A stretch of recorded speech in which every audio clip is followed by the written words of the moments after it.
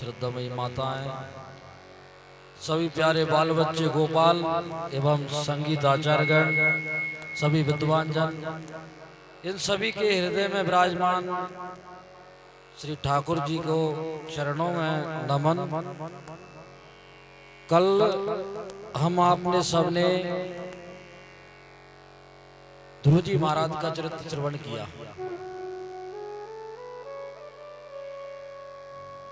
तो ध्रुव जी को जब जंगल में जाके और वो बड़ी उतावला के साथ और भगवान को खोजने लगे। जब इधर उधर देखा तो भगवान तो नहीं मिले, पर नारद जी मिल गए। तो नारद जी ने कहा कि आप इतनी रात में ऐसे जंगल में अकेले कहाँ आए हो?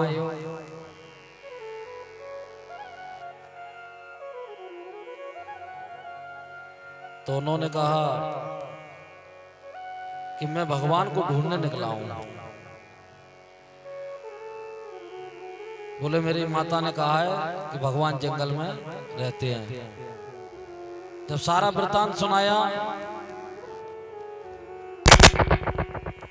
तो नारद जी ने कहा कि बच्चों का कभी मान अपमान नहीं होता है। माता पिता बच्चों को तो सहजता में ही डांटते रहते हैं। इसलिए तुम ऐसा करो कि घर लौट जाओ। जंगल में नाना प्रकार के हिंसक पशु विचरण करते हैं। न जाने कब कौन सा हिंसक पशु आपका आहार बना ले। प्रयत्न किया, पर नारद जी ने इतना प्रयत्न करने के बाद उसकी परीक्षा भी ली। फिर बताया कि आप आगे चल के जंगल में जितने आगे जाओगे तो तमाम तरह के महात्मा आपको जंगल में मिलेंगे, संत मिलेंगे, जिनको हजारों वर्ष तपस्या करते करते बीत गई, परंतु परमात्मा की एक झलक तक नहीं दिखी। परमात्मा को मिलना इतनी सहजता नहीं है। बड़े बड़े आत्मा, विमल आत्मा और महात्मा योगेंद्र मुनि, संत सन्यासी लोग जन्म जन्मांतर की साधना कर करके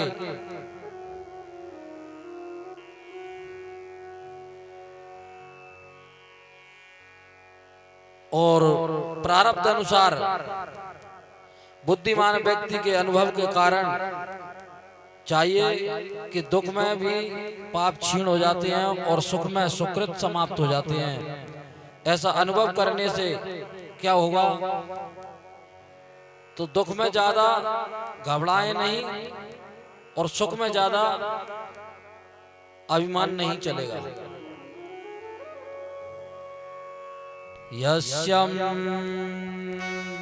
यदेव वेदम सातेन सुख दुःखया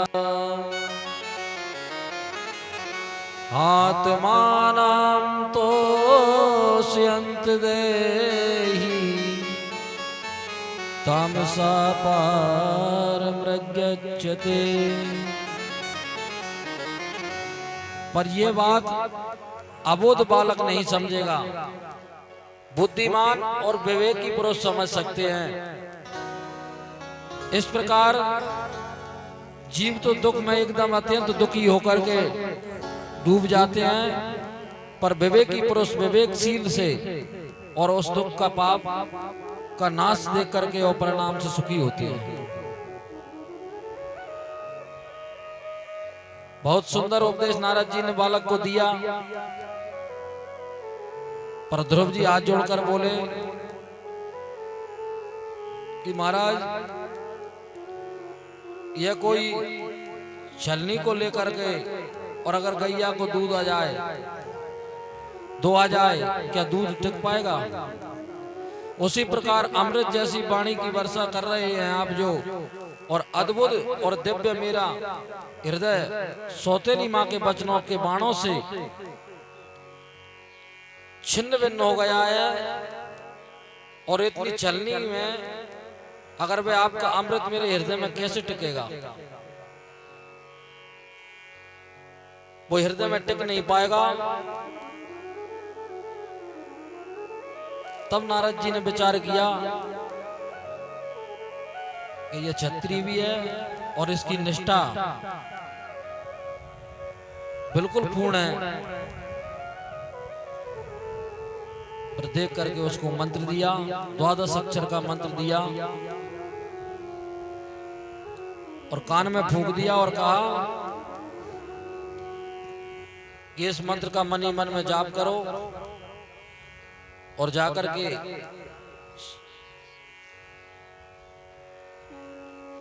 और वृंदावन की ओर चल दिए जाप करते करते। हरे कृष्ण राम हरे कृष्ण राम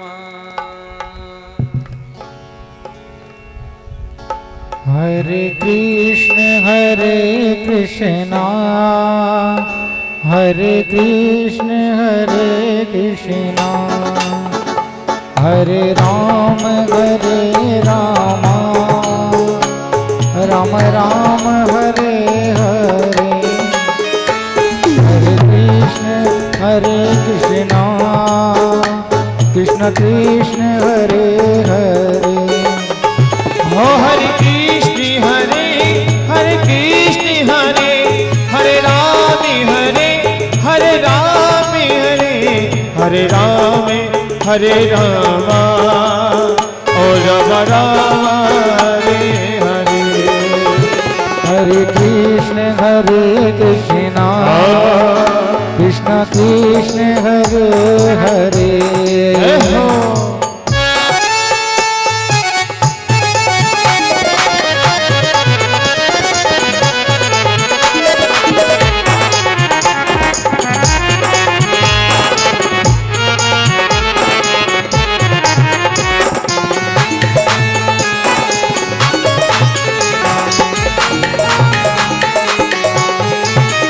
हरे कृष्ण कृष्ण कृष्ण हरे हरे। ओ हरे राम ओ राम राम हरे हरे। हरे कृष्ण कृष्ण कृष्ण हरे हरे। हरे राम राम राम हरे हरे। हरे कृष्ण कृष्ण कृष्ण कृष्ण हरे हरे। हरे राम राम राम हरे हरे। हरे कृष्ण कृष्ण हरे राम राम हरे हरे। राम राम हरे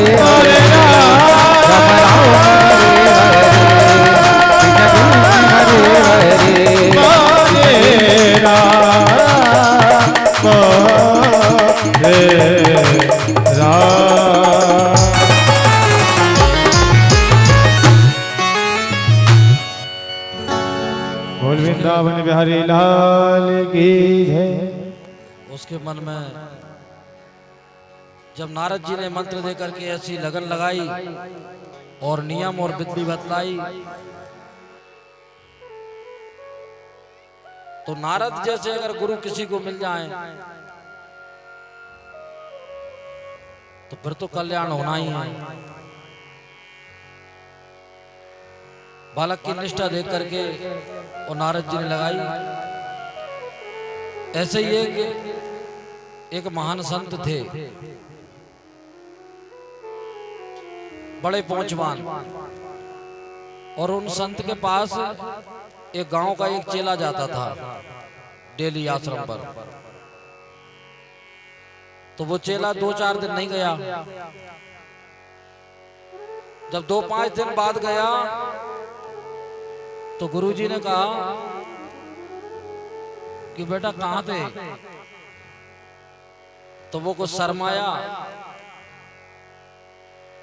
और नीची गर्दन करके बोला कि गुरुजी अब मेरी सगाई हो गई।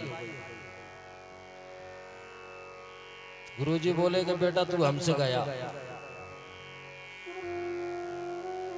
फिर वह बालक वापस आ गया, फिर 1-2 महीने बाद गया। तो गुरुजी ने पूछा बेटा आप 2 महीने बाद आए हो, अब का? तो बोला कि गुरुजी अब तो शादी हो गई। तो गुरुजी बोले बेटा अब तू माँ बाप से भी गया। तो बोले माँ बाप से कैसे? कि अब तू तेरे परिवार का पालन पोषण करेगा, अब तू उनसे भी गया। बच्चे ने ज्यादा ध्यान नहीं दिया, फिर चला गया और बाद में 3 साल बाद गया। जब 3 साल बाद गया तो उसने कही कि महाराज अब तो बच्चे हो गए। तो गुरुजी ने कहा कि बेटा अब तू खुद से भी गया। अब उसने विचार किया कि गुरुजी मैं कुछ समझ नहीं पाया, जो बात तो आप बोल रहे हो मेरे गले नहीं उतरी। तो गुरुजी ने कहा कि जब मैं पहले आया तो आपने कहा कि बेटा तू हमसे गया, बाद में आया तो बोले कि पिताजी से गया, माताजी से। अब आया हूं तो बता रहे हो कि खुद से गया। तो गुरुजी ने कही कि तुझे योगा आता है कि योगा? तो बोले पुराना अनुभव है योगा का। तो बोले तू ऐसा करना, आज श्वास खींच के और घर जाके लेट जाना। बोले गुरुजी ठीक है। उसको पुराना अनुभव था श्वास खींचने का, तो जाके और आंगन में लेट गया। जब कोई ना देखे तो श्वास ले ले, और जब कोई आ जाए तो श्वास खींच ले। सब आदमी घर वाले जुड़ गए, माता पिता भी आ गए। सबने देखा अभी तो अच्छा था, जाने क्या हो गया। अब ऐसे विचार किया तो सब गांव पड़ोस के मोहल्ला के भी आ गए। वैद्य को भी बुलाया, अब उसको कोई भी अंतर नहीं आया। तो घबरा के बोले कि अपने महात्मा जी रहते हैं, महात्मा जी को बुला लाए। तो जैसे ही संत के पास पहुंचे, संत आ गए। बोले महाराज अभी तुझे अच्छा था, जाने क्या हो गया अभी अभी। तो गुरुजी ने उसकी झूठी ऐसी नाली पकड़ी और देख के फिर बोले कि ये बच तो सकता है पर एक उपाय है थोड़ा सा। तो बोले क्या उपाय है? बोले दूध लेके आओ 1 कटोरा में। तो 1 कटोरा में दूध लाए और गुरुजी ने उसमें उंगली घुमाई और थोड़ा मंत्र पढ़ा, और मंत्र पढ़ के बोले कि जे कटोरा के दूध को जो पी लेगा वो मर जाएगा और जे सही हो जाएगा। अब इधर उधर देखे सब एक दूसरे को, अब कौन पिए। तो गुरुजी ने पिताजी की तरफ देखा तो पिताजी बोले महाराज जी तो संसार है, सब आना जाना तो लगा ही है, वो तो एक दिन तो सभी जाना ही है। अब माता जी की तरफ देखा तो माता जी बोली कि मैं तो पी लेती, पर मेरे बिना इनकी सेवा कौन करेगा और मेरा सतत नष्ट हो जाएगा।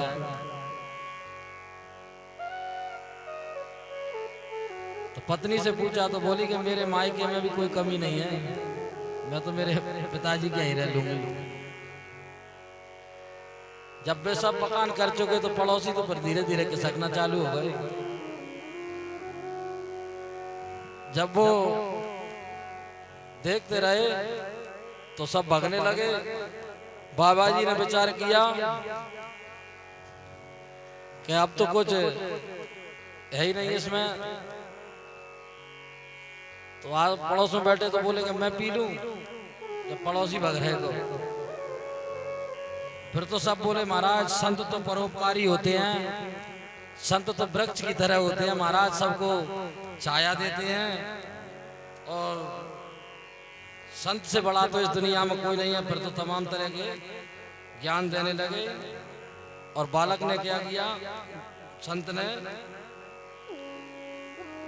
और वो कटोरा उठा के पी लिया। पीकर दूध संत ने लीनी एक डकार और बोले उठ बेटा तूने अब देख लिया संसार। बच्चा तुरंत उठ के खड़ा हो गया। तो बताया कि कोई संसार में किसी का नहीं है सिर्फ परमात्मा के अलावा। अगर गुरु चाहे तो दिशा और दशा दोनों बदल देता है। और जिसको अगर नारद जैसे गुरु मिल जाए फिर तो कहना ही क्या है। तो नारद जी महाराज ने ध्रुव जी को 12 अक्षर मंत्र दे करके और जो विधि बतलाई उसके क्रम से उन्होंने जाके विधि की।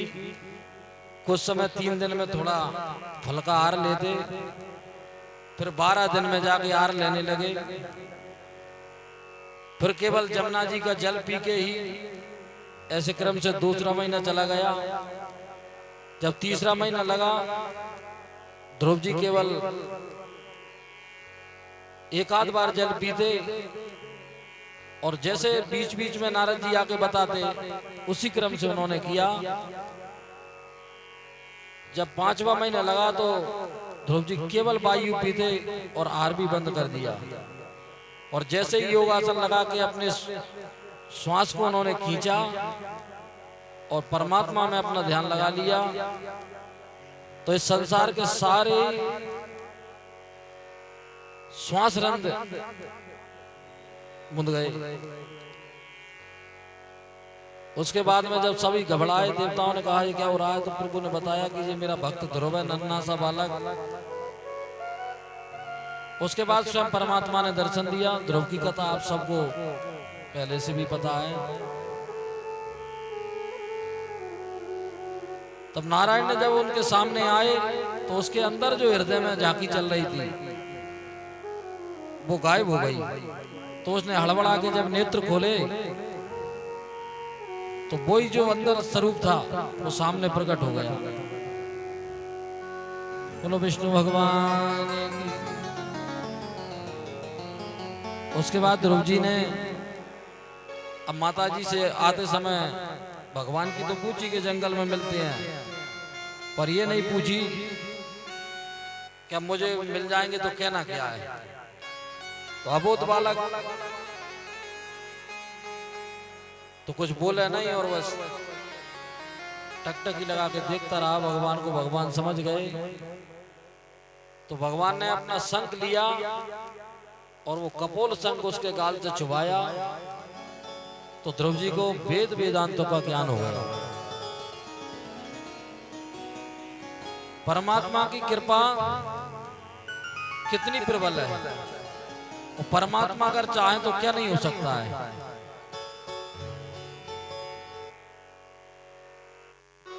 भगवत कृपा। एक बार लंगड़ा भी पहाड़ चढ़ जाता है, मूकम करोति वाचालम, गूंगा भी बोलने लगता है। जास कृपा आगार। तो ध्रुव जी ने फिर प्यारी स्तुति की भगवान की। स्तुति करने के बाद भगवान ने पूछा कि आप क्या चाहते हो। तो ध्रुव जी ने कहा कि आपको पाने के बाद अब मुझे कोई इच्छा बाकी नहीं रही। बोले नहीं, तुम जिस कार्य से निमित्त आए भगवान ने उसको दुलार किया गोद में बैठा के। उसके बाद उसको ले जाकर के कहा कि तुमको एक कार्य करना है, अभी तुम्हें जाकर के तुम्हारे राज्य को संभालना है। और ध्रुव जी ने 36,000 वर्ष राज्य किया। 36,000 वर्ष राज्य करने के उपरांत एक दिन उनके भाई की यक्षों से लड़ाई हो गई तो ध्रुव जी को क्रोध भी आया और उन्होंने एक यक्ष के चक्कर में बहुत सारे यक्ष मार डाले। तब जाके उनको गुरुजी ने समझाया। उसके बाद उन्होंने आके और अपना बाकी का जीवन व्यतीत किया। एक दिन ये मृत्यु लोक है, जाना तो सभी को पड़ता है। तो मृत्यु देवता आ गए और हाथ जोड़ के बोले कि महाराज अब आपका समय पूरा हो गया है, आपको चलना पड़ेगा, ऐसा भगवान का आदेश है। तो बोले कि अभी और रुको, और उसको रोक करके पहले स्नान किया, योगा किया, हवन किया, दान किया। और दान करने के उपरांत जब विमान में चढ़ने को तैयार हुए तो मृत्यु देवता बोले कि महाराज ये लोग मृत्यु लोक है और इसमें नियम के अनुसार मुझे ही ले जाना होता है, तो आप मुझे स्पर्श करके ही इस विमान में बैठे हैं। तो भक्ति की ये पराकाष्ठा है। तो उसने मृत्यु पर भी विजय पाली। मृत्यु देवता को सिर नवाया, नीचे बैठाया, उस पर चरण रख के और ध्रुव जी विमान में बैठे। अब विमान में बैठ के जब जाने लगे तो ध्रुव जी को ध्यान आया कि मेरी माता जी तो रह गई। तो बताया कि जो सामने विमान जा रहा है उसमें तुम्हारी माता जा रही है, ऐसा हो सकता है। उसके बाद ध्रुव जी को अलग से स्पेशल एक लोक बनाया जो ध्रुव लोक, वो आज भी तारा बन के चमक रहे हैं।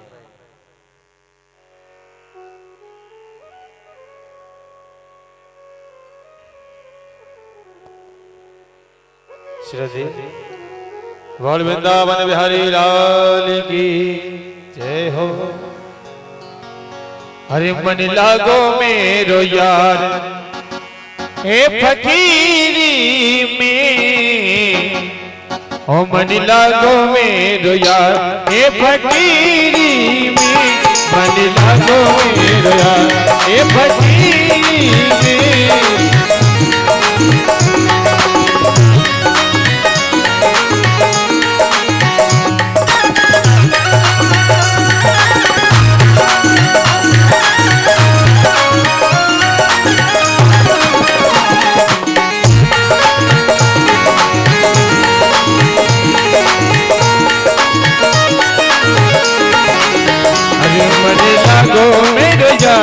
फकीरी में मन लागो मेरो यार फकीरी।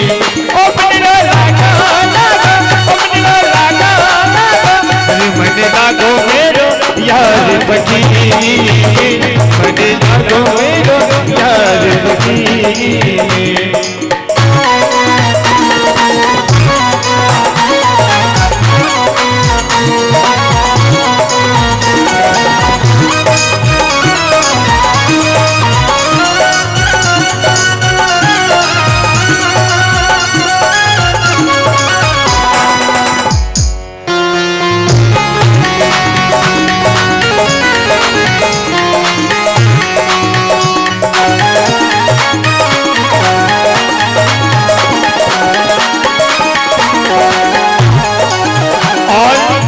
जो सुख पायो मैंने राम भजन में, जो सुख पायो मैंने, अरे जो सुख पायो मैंने राम भजन में।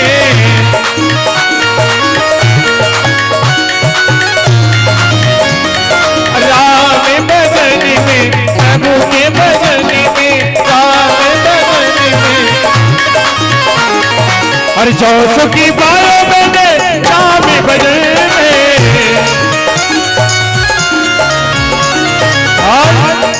अरे वो सुखी नाही अमीरी में, अरे वो सुखी नाही अमीरी में, मन लागो मेरो यार फकीरी में, मन लागो मेरो।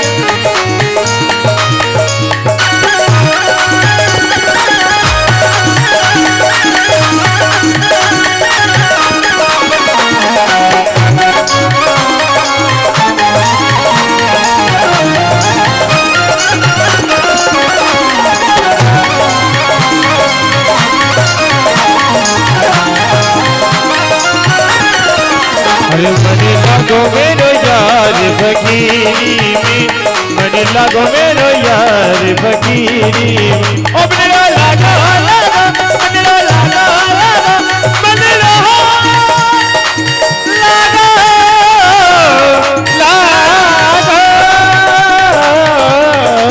अरे मन लागो मेरो यार फकीरी में, मन लागो मेरो यार गरीबी में, मन लागो मेरो यार गरीबी में।